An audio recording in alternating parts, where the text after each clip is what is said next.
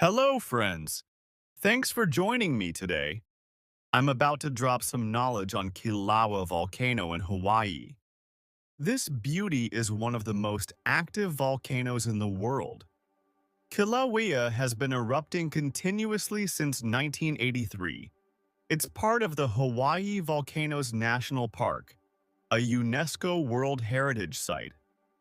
The name Kilauea means spewing in Hawaiian. Its summit caldera is about 2.5 miles wide. Kilauea's lava is known for its low viscosity, making it flow easily. The volcano has created over 500 acres of new land since 1983. Kilauea is considered a shield volcano, shaped like a warrior's shield. The lava can reach temperatures of 2,200 degrees. It's a hotspot for scientists studying volcanic activity. Kilauea is a sacred site for native Hawaiians, rich in culture and history. Share this with a friend who needs to see it.